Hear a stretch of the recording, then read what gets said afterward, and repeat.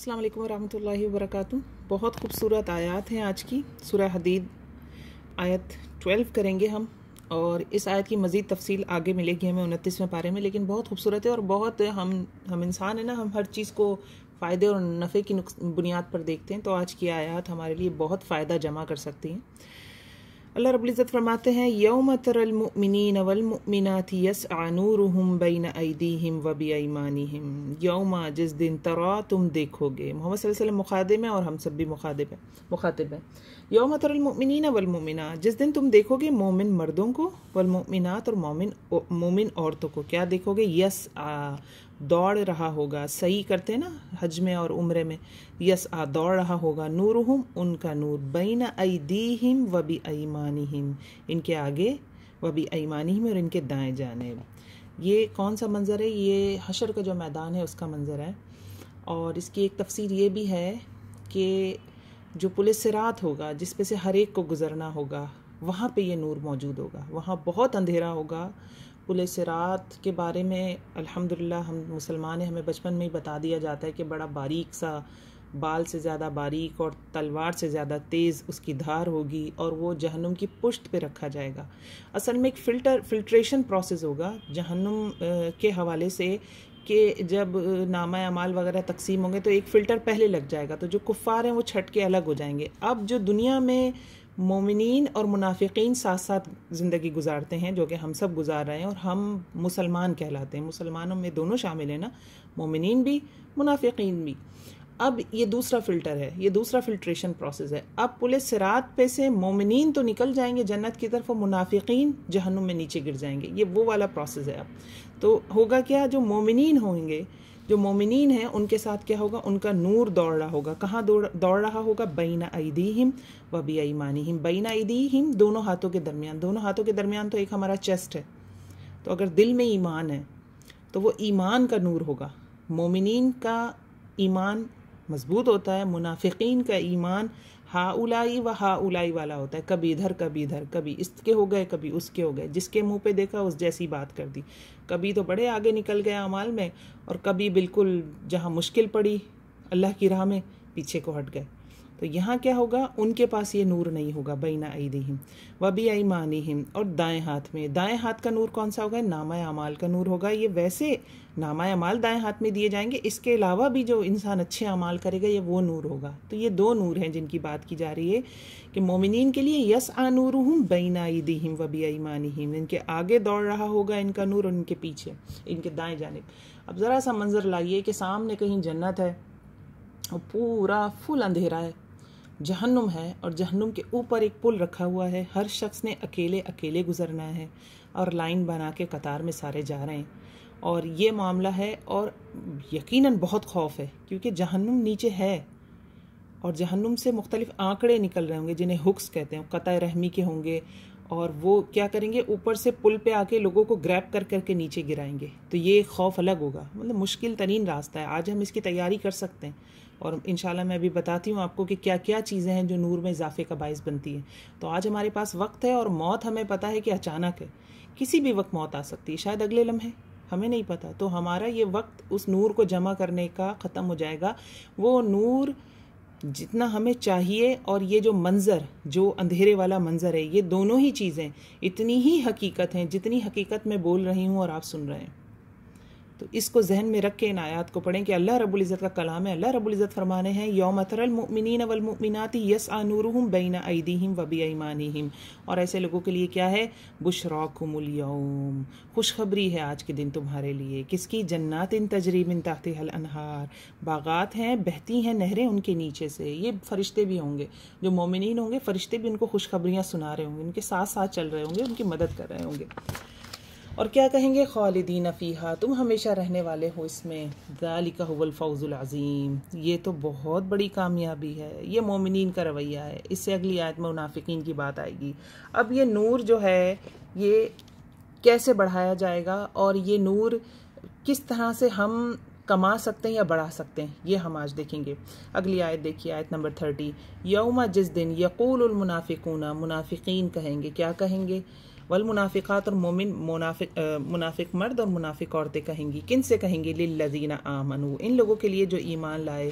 उनजुरूना, हमारी तरफ देखो, हमारी तरफ तवज्जो करो। उनजुरूना, नज़र करना ना, हमारी तरफ देखो। नक्तबिस मिन नूरिकुम, हम नक्तबिस कबस शोले को कहते हैं। थोड़ी सी शोला, थोड़ी सी चिंगारी ले लें तुम्हारे नूर में से। मिन नूरिकुम, तुम्हारे नूर में से।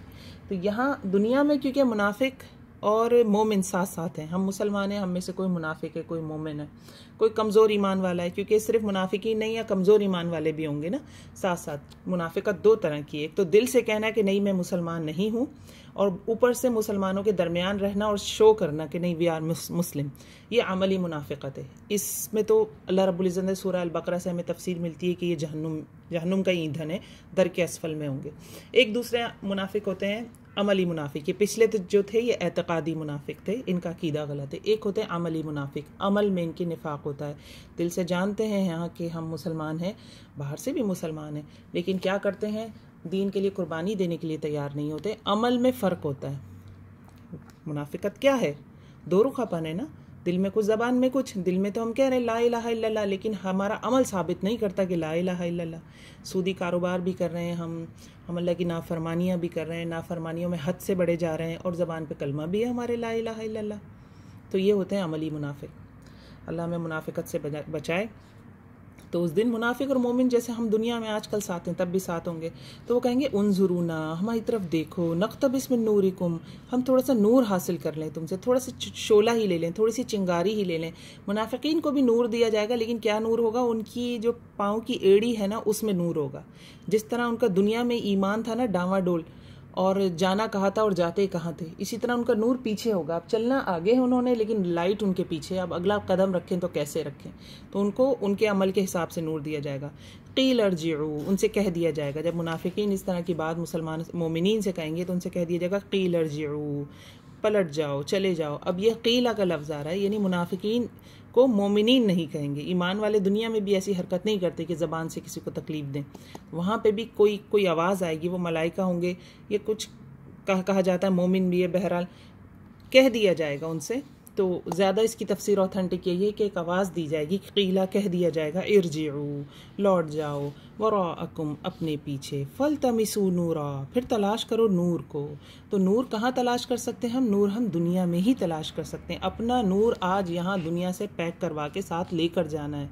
तो वो कहेंगे, उनको आवाज़ दे दी जाएगी, मुनाफिकों दुनिया में जाओ, पीछे जाओ और वहाँ से नूर लेकर आओ। फदुरिबा बैनहुम बिसूरिन लहू बाब, फदुरिबा तो हायल कर दी जाएगी, बैनहुम उनके दरमियान, बिसूर एक दीवार, लहू बाब जिसमें एक दरवाज़ा होगा। अब यहाँ से इसकी तफसीर मुफस्सरीन ने ऐसे भी की है कि ये हशर के मैदान में ही एक मंजर होगा, उस मैदान में ही एक दीवार बना दी जाएगी और उस दीवार का नाम आराफ होगा।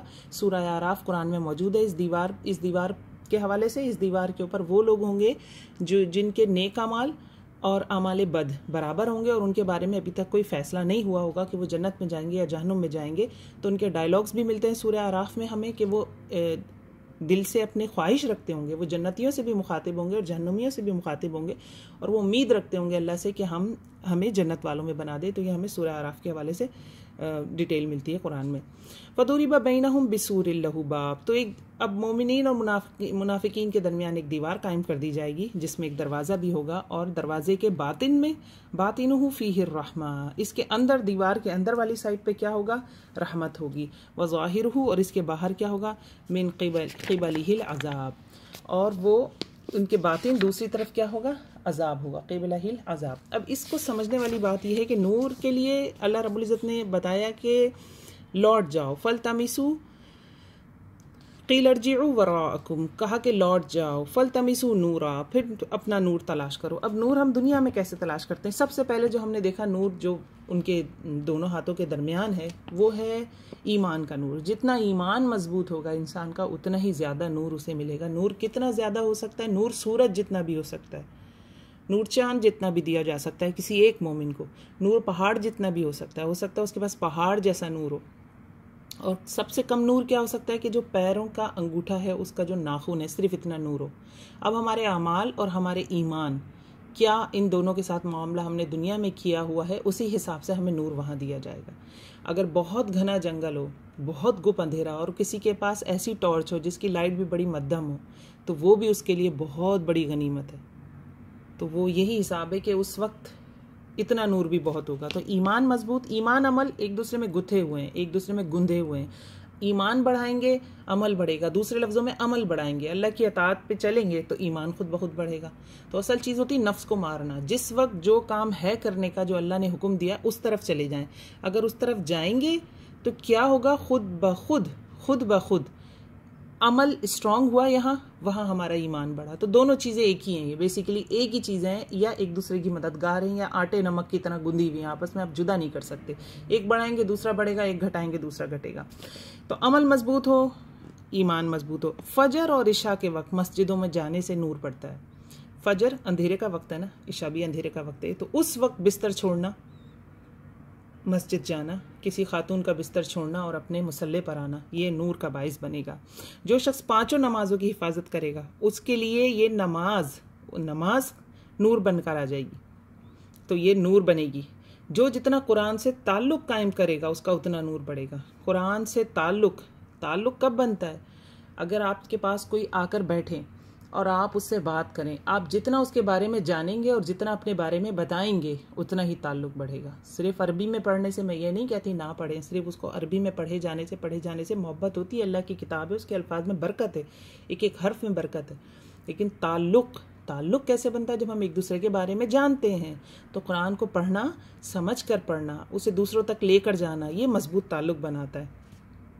तो कुरान के साथ ताल्लुक़ कायम करेंगे, जितना गहरा ताल्लुक़ होगा उतना नूर बढ़ेगा। एक आयत तिलावत के हवाले से, अगर एक आयत भी तिलावत करता है कोई शख्स, तो वो एक आयत भी नूर बनकर आएगी। तो कुरान ऐसा नूर है जिसको पढ़ना, हिफ्ज़ करना, समझना, अमल करना, आगे नस्लों में मुंतकिल कर जाना। मरने के बाद हम चले गए कब्रों में, लेकिन हम अपने बच्चों को कुरान दे गए, तो वो हमारा नूर वहाँ जमा होता रहेगा आखिरत के लिए। जितने बच्चे कुरान पढ़ते रहेंगे, आगे दूसरों तक पहुँचाते रहेंगे, वो नूर हमारे पास जमा होता रहेगा। इसके अलावा नूर कैसे बना सकते हैं? दुनिया में आप सल्लल्लाहु अलैहि वसल्लम पर दुरूद भेजना, दुरूद की कसरत, चलते फिरते छोटे दुरूद भी, अल्लाहुम्मा सल्ली अला मुहम्मद व अला आलि मुहम्मद, ये दुरूद भी काफ़ी है, ये भी दुरूद है। छोटे से छोटा दुरूद हो, बस चलते फिरते ज़बान को रतब रखें, तर रखें अल्लाह के ज़िक्र में, और दुरूद पढ़ेंगे तो ये नूर बन जाएगा। ये पुले सिरात पर नूर का सबब बनेगा। इसके अलावा जिहाद में एक तीर भी कोई फेंकेगा तो वो क़यामत में नूर बनेगा। ये सारे अहादीस के हवाले से मैंने आपको बताएं, जितने भी हैं नूर के हवाले से।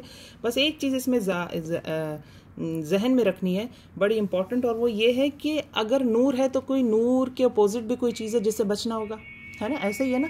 तो जो जुल्म है ना, वो अल्लाह रब्बुल इज़्ज़त ने हमें पहले ही बता दिया दुनिया में मोहम्मद सल्लल्लाहु अलैहि वसल्लम के ज़रिए कि जुल्म जो है ना वो क़यामत के दिन अंधेरे की शक्ल में आ जाएगा। तो साथ साथ जुल्म से भी बचना है। ऐसा ना हो कि प्लस भी बढ़ा रहे हैं लेकिन साथ साथ माइनस भी बढ़ा रहे हैं तो वो रिज़ल्ट ज़ीरो निकल आए। तो जुल्म बचना है। सबसे बड़ा जुल्म होता है शिर्क। इसके अलावा किसी को उसका हक ना देना, किसी को उसकी जायज़ जगह पर ना रखना, ये जुल्म है। किस किस के हम पे हुकूक हैं, बीवी के हैं, माँ के भी हैं। बैलेंस रखे चलेगा एक मर्द तो वो कामयाब हो जाएगा, किसी एक के साथ जुल्म ना हो जाए। इसी तरह कोई बॉस है तो ऑफिस में बहुत सारे एम्प्लॉय हैं, सबके हुकूक हैं, वो भी पूरे करने होंगे। फिर हम पे अपनी औलाद के हुकूक हैं, फिर हम जिस जगह भी रहते हैं, हमारे आसपास पड़ोसी हैं, रिश्तेदार हैं, सबके हुकूक हैं। तो अपनी सी कोशिश ज़रूर इंसान करे। बाकी कमी कोताही होए, अल्लाह रब्बुल इज़्ज़त माफ़ फरमाने वाले हैं। अल्लाह से इस्तिग़फ़ार करता रहे बंदा, लेकिन अपनी सी कोशिश ज़रूर करे। ये 2 आयत थी, आयत 12 और 13। इसके बाद एक आयत और आएगी जिसमें मज़ीद इसको बताया जाएगा, वजूहात बताई जाएंगी कि क्यों इंसान नूर नहीं कमा पाता। तो ज़रूर उस आयत की भी तफसीर सुने। और एक दुआ है बहुत खूबसूरत, 29वें पारे में आती है, रब्बना अतमिम लना नूरना वग़फिर लना इन्नका अला कुल्लि शैइन क़दीर। ए रब, हमारे नूर को पूरा कर दे और हमें बख्श दे, बेशक तू हर चीज़ पर कुदरत रखने वाला है। ये दुआ मोमिनीन करेंगे, क्योंकि इतना खौफ का आलम होगा उस वक्त कि इंसान घबराएगा, इंसान डरेगा कि ऐसा ना हो ये जो मेरे पास नूर है ये ख़त्म हो जाए। बहुत खौफ, और हम उस सिचुएशन को जहन में लाएं तो यकीनन बहुत खौफ का आलम होगा। तो ये दुआ कुरान में मौजूद है, इसे हम वैसे भी मांगें और ख़ास करके पुलिस रात के लिए मांगें। और इस दुआ को हम कब्र के लिए भी पढ़ें। कब्र में भी बहुत अंधेरा होगा, कब्र में भी कुरान नूर बनकर आएगा, रोशनी बनकर आएगा। तो पहली सीढ़ी हमारी कब्र है। तो ये दुआ रब्बना अतमिम लना नूरना वग़फिर लना इन्नका अला कुल्लि शैइन क़दीर, ये दुआ जो है हम कब्र के लिए भी पढ़ा करें। अस्सलाम वालेकुम व रहमतुल्लाहि व बरकातुहू।